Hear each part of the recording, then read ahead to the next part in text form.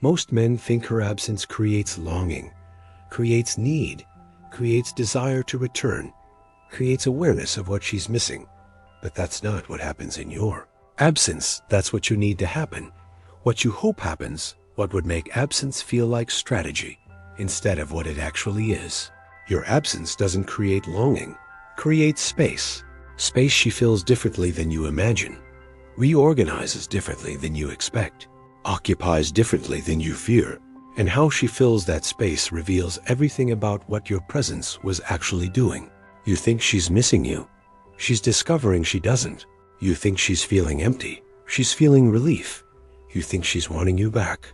She's realizing she doesn't need you back. Every assumption you make about what happens in your absence is wrong, because you re-projecting what you would feel onto what she actually experiences. When you're absent, she doesn't feel what you feel when she's absent, doesn't process loss the way you process loss, doesn't experience void the way you experience void. Her absence response is completely different from your absence response, and not understanding this difference is why you misread every signal.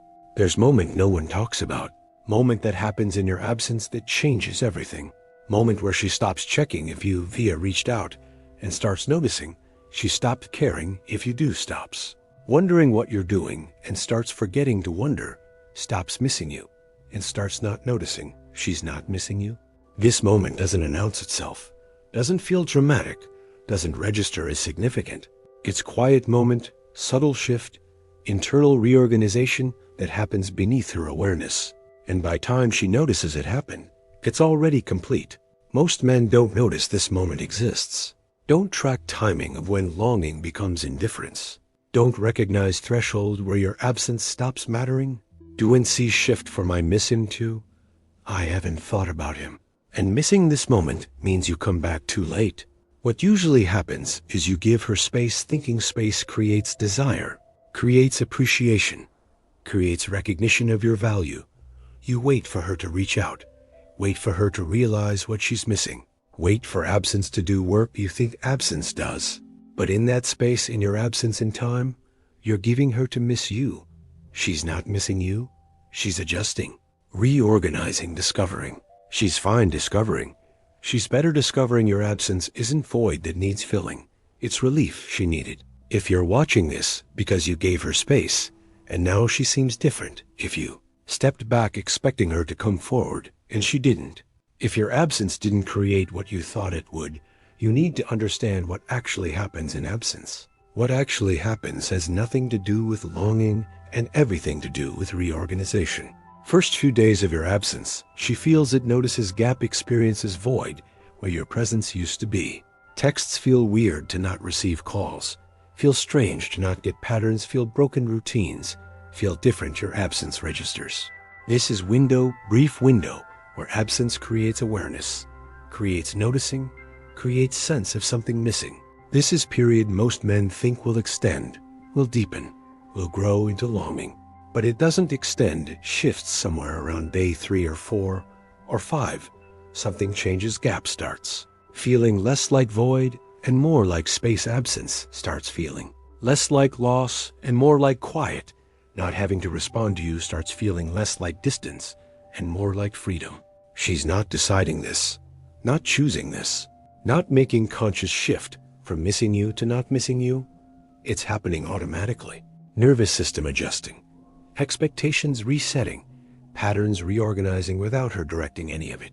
By day 7, absence isn't creating longing, it's creating new normal, where you're not texting isn't weird anymore.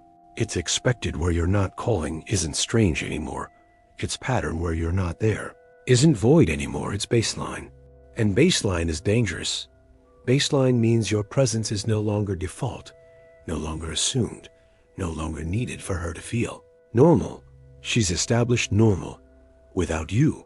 Normal that doesn't require you, normal that functions fine with your absence. Most men come back around this time, come back thinking week of absence created desire, created appreciation, created recognition, come back expecting her to be ready, to be happy, to be relieved. But she's not ready, not happy, not relieved. She's adjusted. An adjusted person doesn't welcome return the way person in longing does. Adjusted person experiences return as disruption, not relief, as complication, not resolution, as problem, not solution. Your return isn't filling void because void closed, isn't ending absence because absence became normal, isn't completing her because she's already complete. This is what most men don't understand about absence. It doesn't preserve desire. It allows adjustment, doesn't maintain tension. It permits reorganization, doesn't keep you central. It lets her establish center without you. But there's deeper level to what happens in your absence. Level beneath adjustment and reorganization. Level that determines whether she comes back or doesn't. In your absence, she experiences something she couldn't experience in your presence. She experiences herself without your influence, without your needs affecting her state, without your presence shaping her patterns, without you there requiring her attention, directing her energy, occupying her mental space. And in that experience, in that absence of your influence, she discovers version of herself she forgot existed. Version that's lighter, freer, less complicated. Version that doesn't have to manage your emotions, respond to your needs, maintain your relationship. This version feels good, feels easy, feels like relief she didn't know she needed. And relief is addictive. Relief is attractive. Relief is pull stronger than longing. Your hoping absence creates longing for you. Absence is creating appreciation for relief from you. You're hoping she misses what you provided. She's enjoying absence of what you required you're hoping. She realizes what she's missing. She's discovering what she's not missing. But there's second shift that happens in your absence. Shift that makes first shift permanent. Shift that most men never see coming.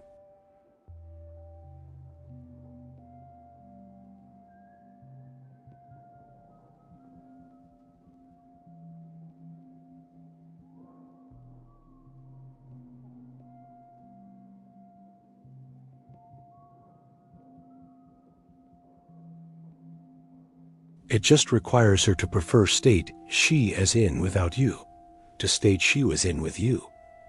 When you were present, you created certain state in her, state of responding, managing, adjusting, accommodating, state where she was constantly aware of you, constantly considering you, constantly shaped by your presence. In your absence, that state dissolves into state where she's just herself, just her patterns, just her preferences, just her energy without your needs affecting it. And comparing states reveals which one she prefers. Most men assume their presence created positive state, created happiness, created fulfillment, created value in her life. But presence doesn't just add. Presence also requires, demands, shapes, controls. And sometimes what presence requires outweighs what presence provides. Your absence removes both, removes what you provided, and removes what you required, removes benefits and removes costs. And if costs outweighed benefits, if requirements exceeded provisions, if what you took was more than what you gave, then your absence feels like net gain, not net loss. This is devastating realization. Realization that your presence was costing her more than it was giving her, that your absence creates relief, not void, that she prefers state without you to state with you. But realization gets worse. It's more complex. It's more layered. Because in your absence, she doesn't just experience relief from costs. She experiences something else, something subtle, something most men never consider. She experiences what it's like when she's not object of your desire, not center of your attention, not focus of your pursuit. And experiencing that reveals something about what your desire was actually doing to her.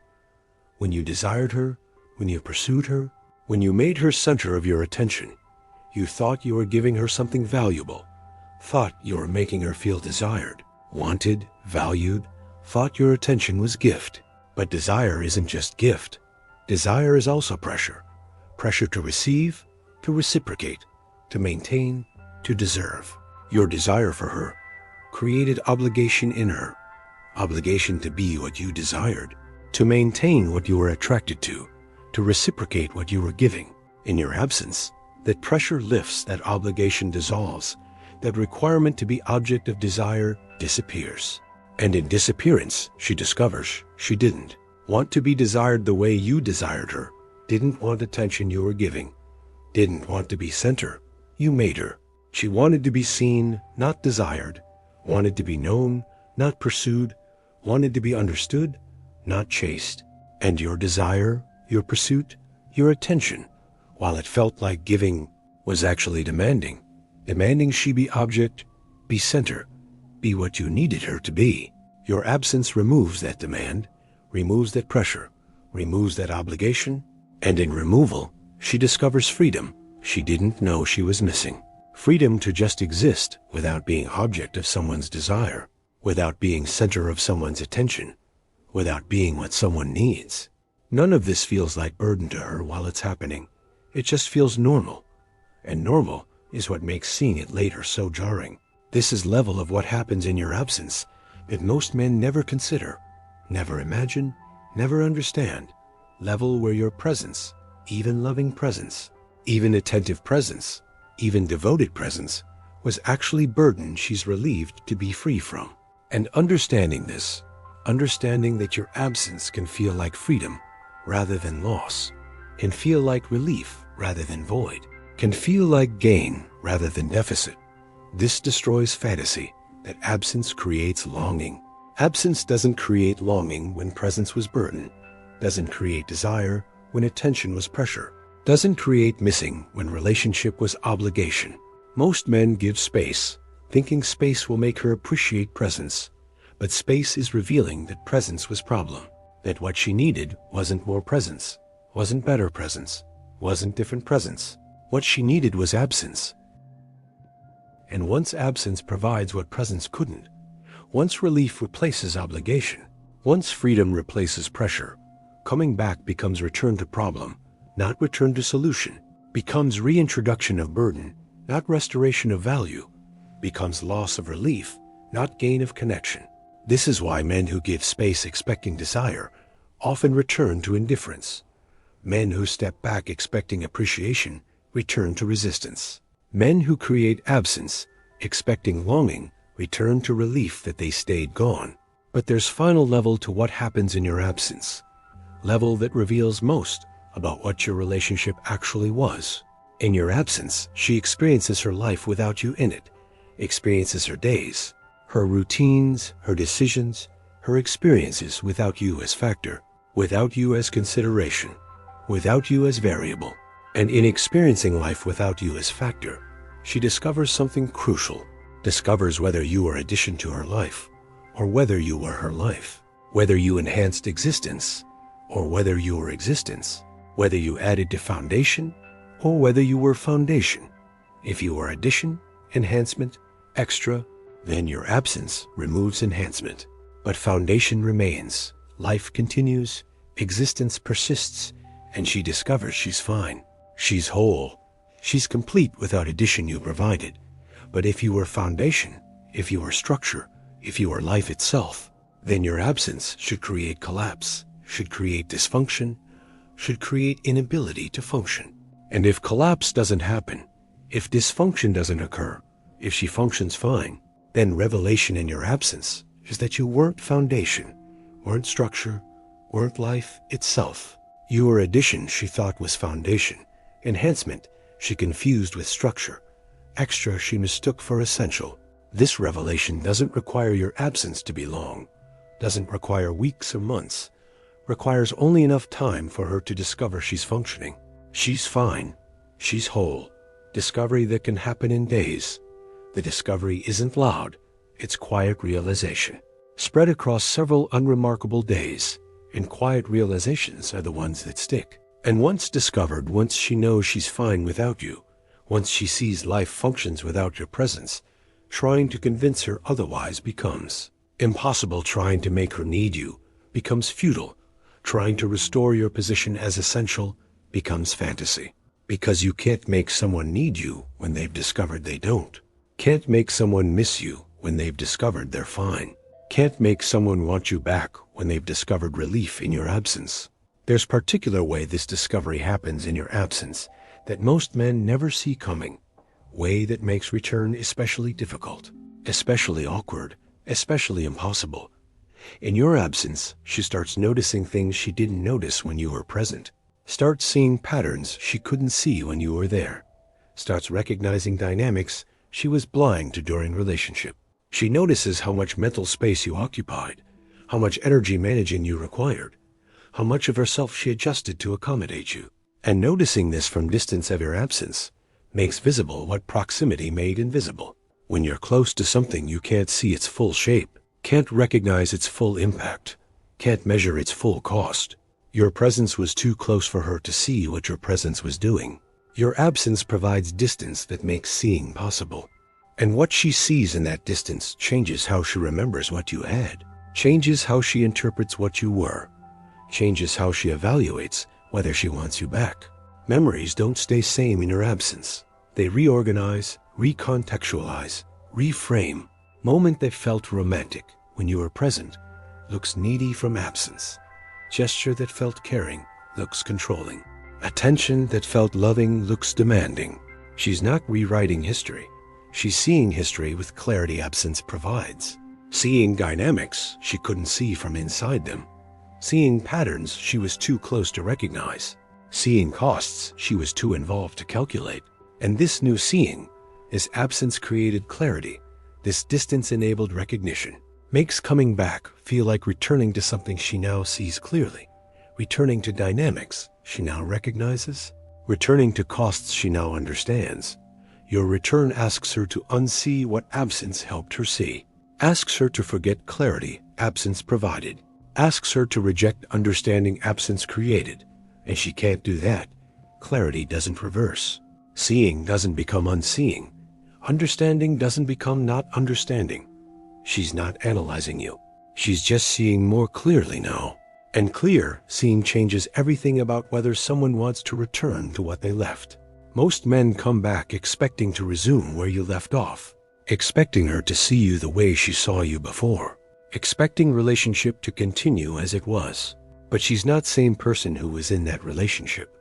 Absence changed her, not by changing who she is, but by changing what she sees. And what she sees is you more clearly, relationship more honestly, costs more accurately. And seeing clearly makes resuming impossible. Seeing honestly makes continuing impossible. Seeing accurately makes wanting you back impossible. This is why your absence can end relationship, even when neither person officially ends it, can create point of no return, even when no decision was made, can finish what you thought was paused. In your absence, she crossed threshold you didn't know existed. Threshold where seeing clearly makes unseeing impossible. Where understanding fully makes not understanding impossible. Where recognizing costs makes ignoring costs impossible. And crossing that threshold is one-way journey, is irreversible process, is point of no return. She can't go back to not seeing what she now sees. Can't return to not knowing what she now knows. Can't resume not recognizing what she now recognizes. Your absence gave her gift you didn't intend to give. Gift of clarity, gift of distance, gift of seeing. And that gift makes your return unwelcome, makes your presence undesirable, makes resuming impossible. And there's final change that happens in your absence. Change that operates beneath conscious awareness. Change at biological level that makes return systemically impossible. There's biological component to what happens in your absence that most men don't consider. Component that operates beneath conscious awareness, beneath choice, beneath control. Her nervous system was regulating to your presence, adapting to your patterns, synchronizing with your rhythms, adjusting to your energy. And when your presence removes nervous system, has to reorganize, has to establish. New baseline has to find equilibrium without you as factor. First few days nervous system is dysregulated, is seeking patterns that aren't there, is expecting inputs that aren't coming, is oriented toward presence that's absent. This feels like missing you, but it's actually nervous system seeking regulation. It's used to, but nervous system is adaptive, is flexible, is designed to reorganize, and within week, it establishes new baseline, new equilibrium, new regulation that doesn't include you, that doesn't need you, that functions fine without you. And once nervous system establishes new baseline, your return becomes disruption to that baseline, becomes dysregulation of system that's now regulated without you, becomes reintroduction of chaos into order that's been established. Her nervous system doesn't welcome your return. Experiences your return as threat to equilibrium. It's achieved. Responds to your presence as disruption it needs to defend against. And defending against your return feels like resistance, feels like coldness, feels like not wanting you back. But it's not emotional decision, not conscious choice, not personal rejection. It's nervous system protecting baseline. It's established. Protecting regulation it's achieved. Protecting equilibrium that your presence threatens. Most men interpret this biological response as emotional response. Interpret nervous system resistance as personal rejection. Interpret regulatory protection as choice to not want them back. But it's deeper than choice, deeper than emotion, deeper than conscious preference. Your absence allowed her nervous system to reorganize, to establish new baseline, to find equilibrium without you.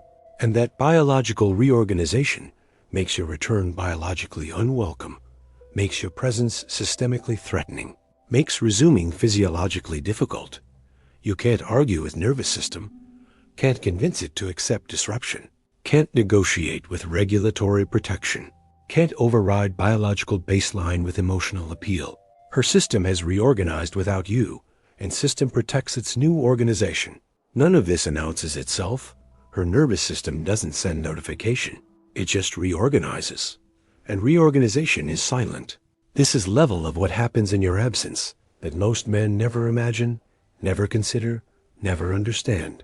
Level where absence creates biological reality that makes return impossible regardless of conscious desire, regardless of emotional wanting, regardless of rational choice.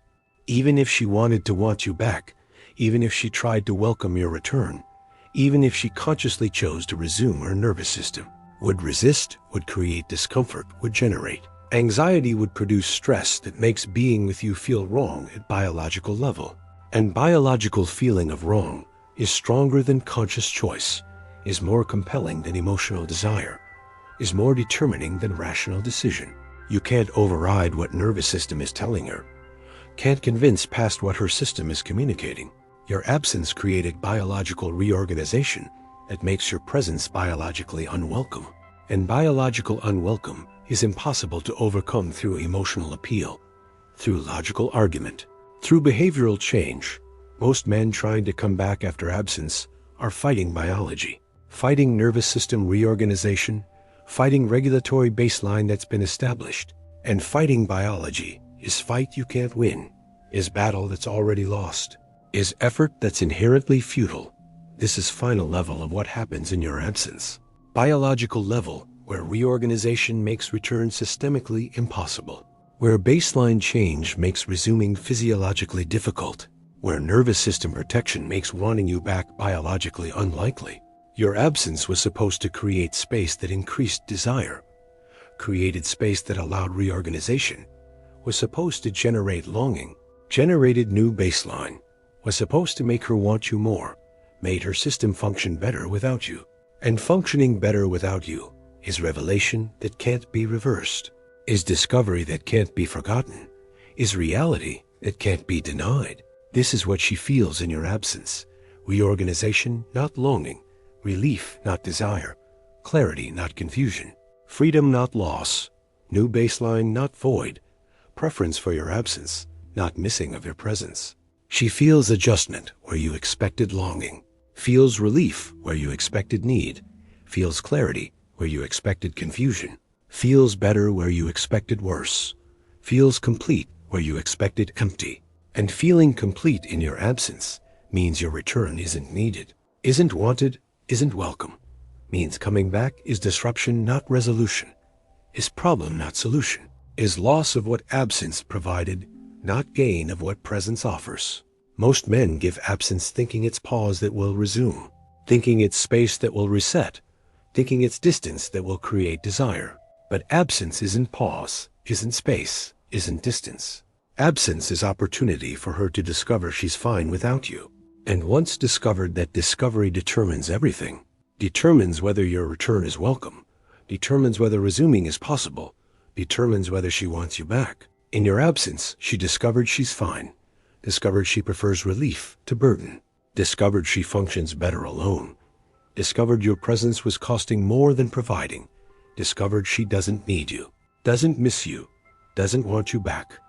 This is what she feels in your absence, and feeling this makes your return impossible, makes resuming fantasy, makes getting her back futile. Your absence revealed what your presence was hiding, revealed she's better without you, revealed relationship was burden, not benefit, revealed your love was pressure, not gift, revealed she prefers you gone. And once that discovery is made, nothing you do afterward counts the way you think it does.